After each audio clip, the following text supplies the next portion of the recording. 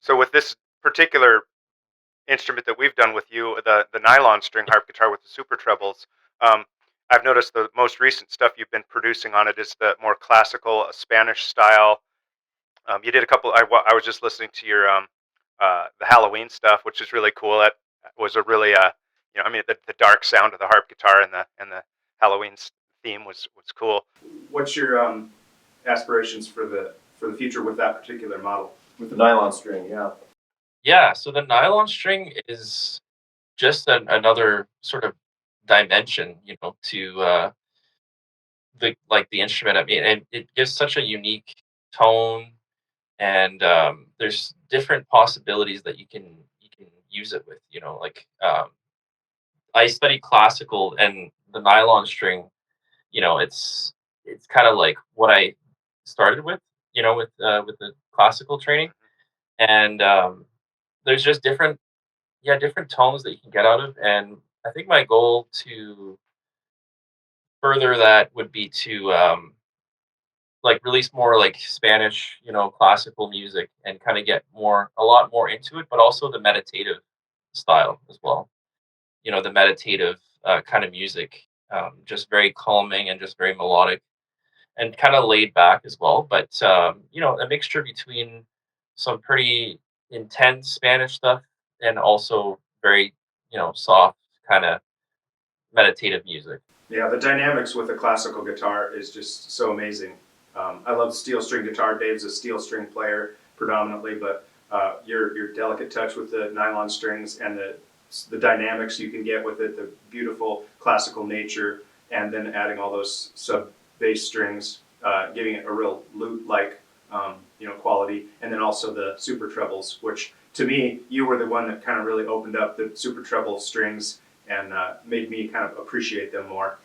Yeah, yeah, yeah, okay, yeah, yeah, that's awesome. Yeah. I remember, I think, yeah, I was messaging you guys about adding some trebles there, and you guys came up with the 18 string, which that was cool. I Yeah, tell yeah. you, we were very reluctant to do it for years and years. I was like, I don't like the super trebles. They're just in the way. I don't. You have all the same notes on the guitar. You don't really need them. But I'm glad that you sort of pushed us, and it really was. Yours is the first super treble instrument we built, and it was not the first nylon, but it was the first super treble instrument. And so I'm glad you pushed us in that direction because it's become wildly popular now on both steel string and nylon string. But um, that that has given me, like Tone just said, definitely a new appreciation for those notes. One thing I always tell people is that you have all those notes. You go up to the high C on the guitar, and you have like a high C on those super trebles. But with the trebles, you can play 2 or 3 or 4 notes at the same time. Yeah, arpeggios. And the guitar, it would be so hard to chord a chord up there that high. So the trebles you have some of that harp-like sound that you just can't get without them. And so that justifies it for me. Plus the effect that the nylon strings give to the super trebles, the balance from the low bass strings to the guitar to the super trebles is so pure and so linear, as opposed to the steel string with the added super trebles. The super trebles, to my ear, tend to be quite a bit louder than the guitar notes. So that the nylon string is just like the perfect match for all that. The balance is just great. I love the nylon trebles. Absolutely, yeah. You're absolutely right. They do balance out, between all of the sections of the harp guitar. Between the guitar strings and the bass strings, they just kind of fit perfectly in terms of volume and tone. And yeah, especially for melodic music and classical music and everything, they blend so well. And I wouldn't want to go any other way. If I was doing that kind of music, like your build with the classical nylon strings and treble strings, like there's no other way to go right now. So, that's you guys are number one. It's Yeah. definitely a seamless thing. I've noticed when you play it, you work up into those trebles, and it's like it sounds like the guitar, but it just has this real haunting quality to it. And it's like you guys said, it really is a seamless transition, which I think is a great thing. The steels are great. The steel string sounds great. I like having those on there as well. But I think, yeah, maybe they're just a little bit, they have such a brighter, a little bit more harsh. Yeah, they have a quality quality. to them like a Celtic zither, and you can hear the distinctive transition when somebody's playing the guitar neck, and then they transition to the super treble strings up there. There's a distinct difference. Whereas on the nylon string, especially the way that you're approaching it, it's just a very seamless transition up into that register. You get those beautiful arpeggios, those beautiful dyads and triads that you're adding melodically, and it's just really a great combination. So to me, the super trebles were sold with the nylon string, and I kind of have to credit Mark Farley from the Harp Guitar Convention, Oh, yeah. who happened to have a more of a classical instrument that he had a bunch of extra strings on there, and it was all nylon string. And I heard him playing it one day and was like, "Ooh, there's something that I can appreciate the quality of." Some people in the harp guitar community have done, nylon string bass with steel string guitar and steel string super trebles, and Right. I've noticed quite a transition between the sound. I mean, it sounds like three completely different instruments all being played at the same time, sort of. And I was kind of like, that, to my ears, that's, less desirable than an instrument that really sounds like one unique voice in itself. Mm-hmm. Right. Yeah. Well, since we're on the topic, we are building another super treble nylon string for you, and I guess we wanted to kind of discuss a little bit about that, why you wanted another one, and then the differences between the two. So, why did you need another one? I think mainly is because I've used that one so much, and it's been amazing. I think I wanted one, that I can sort of bring on the road and also have a backup. It was always the idea that, you know, if I only have one, it's only one of a kind, right? So Yeah. if anything did happen, then I'd want another model, to continue making as much as possible. And, your instruments are always great. So, why not have another one? Yeah, and we're doing 7 trebles on this one, correct? This is a S19 NST would be the model number on it.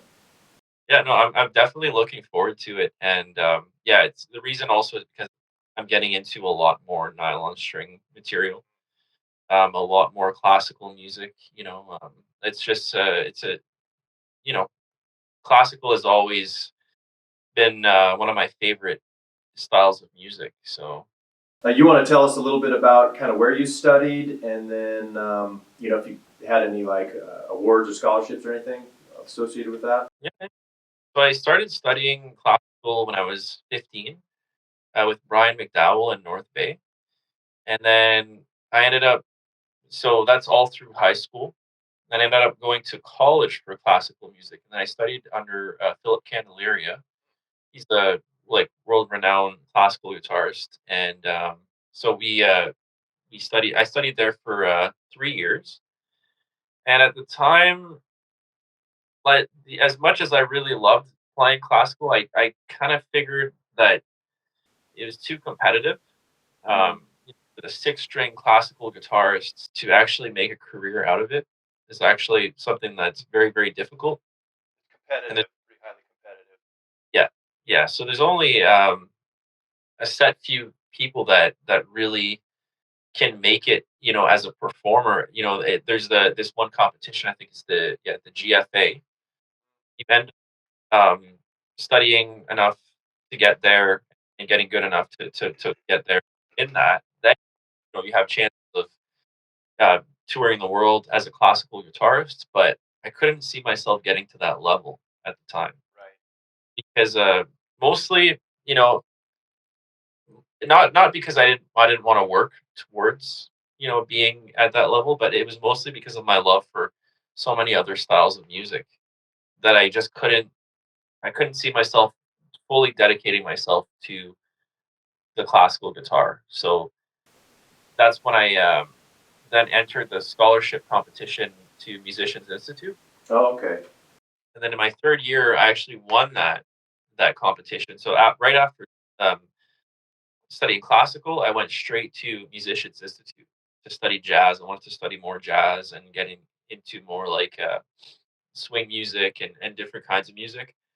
And the classical studies kind of, I took a break from that. I didn't really play that much classical when I was in LA, but I think like my favorite sort of style was finger style, like any kind of creative finger style arrangements or originals. That was kind of my thing. It's to just have my own take on it. I think at the end of the day, on whatever song I'm doing, I just wanted to have my own sort of arrangement or take on it instead of doing something that was like note for note on the page. Like classical music, a lot of it you have to definitely follow the arrangement and follow the dynamics, and there's still a lot of room for interpretation. Don't get me wrong on that one. Right.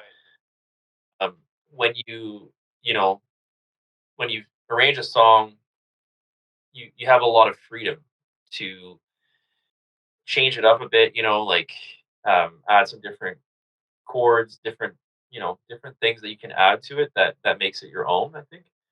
So that was always my favorite thing to do was to you know arrange and compose and have my own feel on it, instead of playing someone else's arrangement or someone else's sort of take on it. I'd want to at least change it up a bit and have that freedom to do that. But so going back to the classical and the harp guitar now, so that is actually something that I do really enjoy, and I do follow the page a lot. When it comes to still playing classical music, because you can't really deviate too much from the famous pieces. I mean, they're written for a very strong reason, and Melody is a melody. You want to kind of stay true to yeah, that.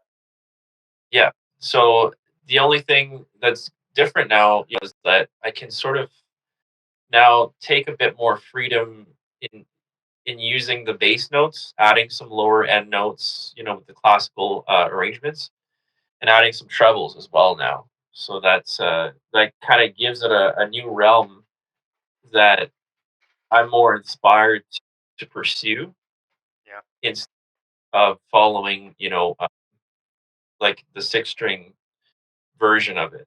So it kind of gives me a bit more creative. You got like 5 octaves now, so you can play the Yeah. melody in this octave, then in this octave, and then up on the treble strings, and just Yeah. all the extra doors you have open. Not only that, people see that instrument and are like, "Oh, what's he going to do with this thing?" So you take on a classical piece of music, you are kind of you're almost sort of expected to do something a little Right. different to whatever degree.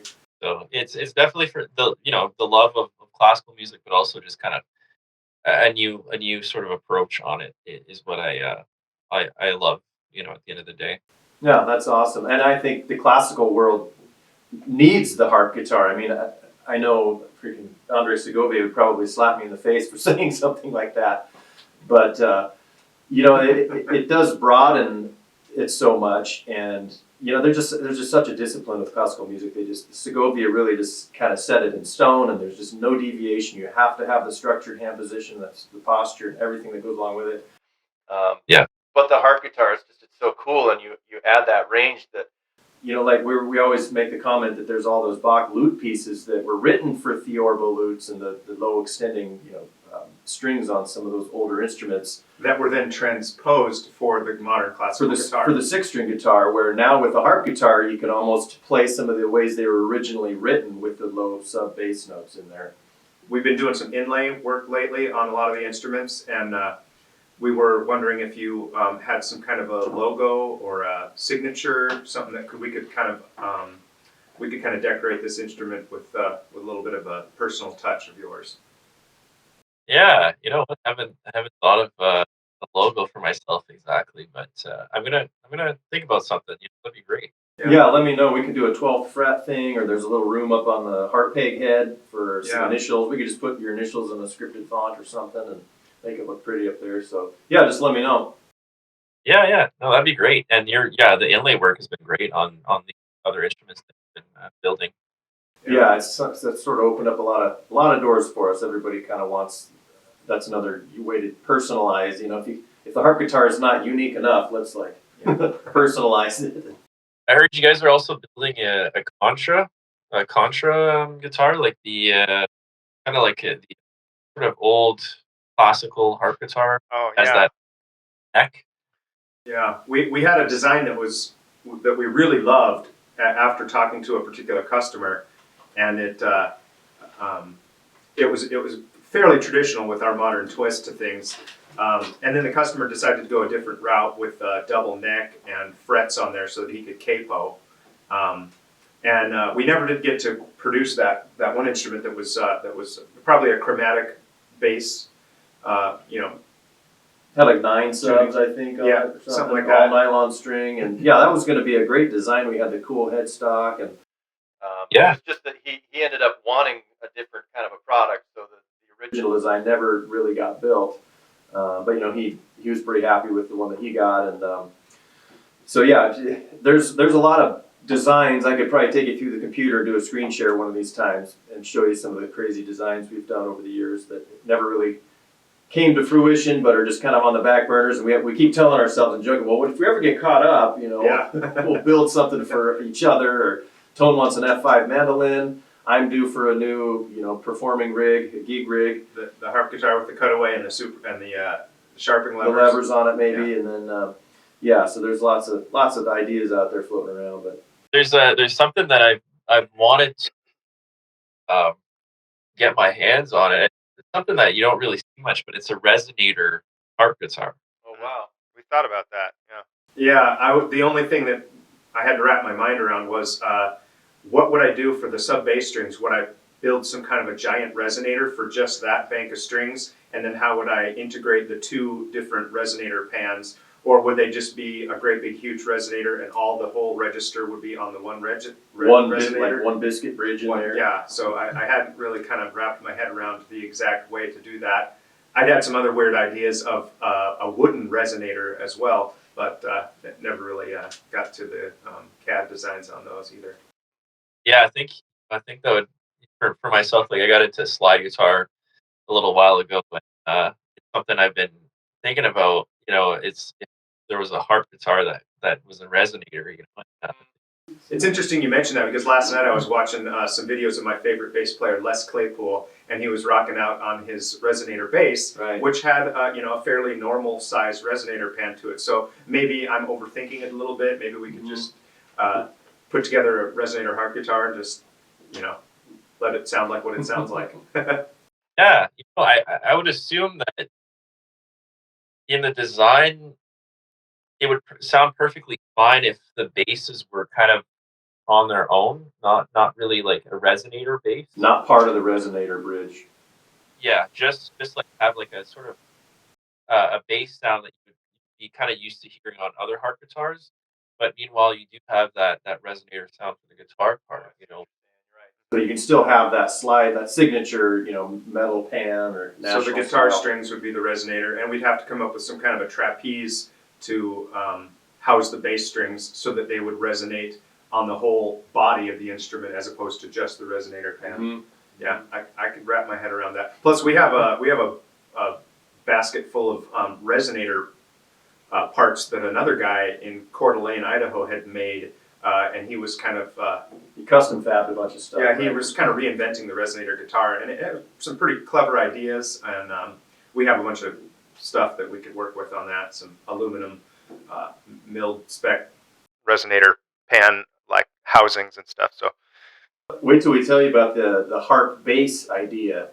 And there's Oh, been yeah. a few guys that have done that, but yeah, there's so many bass players out there. Why not take a 4-string bass and then instead of making it a 5-string, you do the chromatic harp notes down to the 5-string, to the low B. to the low B, and then you've got basically a 4-string bass with the 5 extra sub bass notes, which I thought would be a perfect addition to a bass like that. But that's pretty cool. Yeah. once we get Awesome. caught up, Tone, maybe yeah, when we ever get caught up. When we get caught up with Yeah, I saw an electric harp bass Oh yeah. a little while ago. It was like I forget what it was. It's must have been a 13, 14 string bass or something like that, Wow. and it on it. It had the trebles, and it had I think open bass. Well, or I'm not exactly sure, but it was a unique design. But you guys were talking about a full on acoustic harp bass. I would want to make it an acoustic myself. I mean, you could do an electric. It's easier. That's just throw it on the CNC machine and let it go. But acoustic would be pretty awesome. We're doing a 4-string bass right now for our friends down in Texas, George and Nicole, and it's for her. And she plays acoustic bass, so it's kind of fun to. I think it's our first acoustic bass we've built, and so it's turning out really nice. I think she's going to be real happy with it. Really cool, beautiful purple harp back inside. But then it gets me thinking, whoa, the harp bass. I just always go there. It's just Oh yeah. my slogan a little bit. Might as well be playing harp guitar. Yeah, well, cool. We'll keep in touch with you on the build and about the maybe that inlay. We'll kind of work with some design concepts for the little logo, or maybe just your initials. Yeah, maybe just a signature. Or we were able to do a doctor bought an instrument from us and sent us his signature. So I'm sure you can imagine what that looked like. The doctor's signature. And Dave pulled it off on the laser engraver and with some beautiful pearl inlay. And yeah, it was cool. It's just a big giant squiggly line. And but, yeah. You guys got the skill. We're trying. We're learning things all the time. That's the beauty of this trade, really, is that it's kind of inexhaustible. And then the people you meet, you learn stuff from them. And through the Harp Guitar Gathering, there's just been such camaraderie and just professionalism. And people are willing to share information. We've got to tour, Fred Carlson's luthier shop and Mike Doolin's over in Portland, and we get to ask these guys questions. Now they're friends of ours, so it's really cool that everybody's hit that way. But. All right, man. Well, thanks, Jamie. Appreciate it, buddy. We'll be in touch. Sounds good. Yeah. Talk soon. See ya. Bye. And there you have it, folks. All right. Woo. Good times. That was Jamie Dupuis. Yeah, good times. I think that interview went well. There was a little bit of technical stuff, but for the most part, I better double check that we have it all, which I think we got it recorded. So thanks for tuning in. We'll have a little video cut soon and get it released out there. So sweet. Yeah, that was a lot of fun.